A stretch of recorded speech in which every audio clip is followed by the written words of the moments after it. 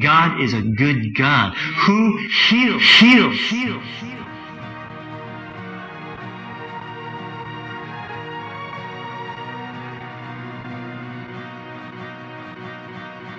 Now, when you go to churches today, I'm not trying to be a jerk, okay?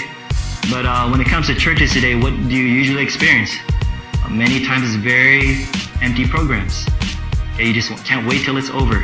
Okay, I'm not saying every church is like that, but I'm just saying this is how a lot of churches are functioning now. Right? You just go through a stinking program.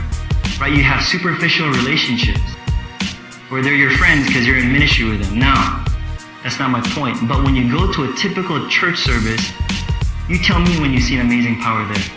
Right? Did you know that when you look in the scriptures, when they preached the gospel, they demonstrated it.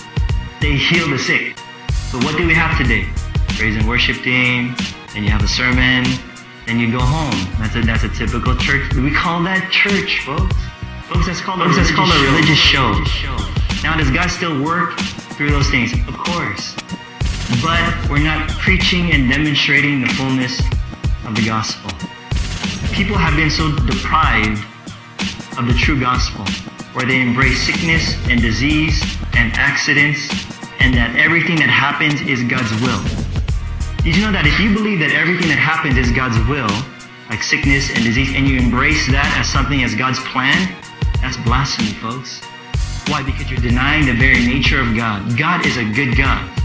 And it just seems so weird that Christians are the ones not getting it, but a non-believer can look at a sick person in a hospital and say, that is not right.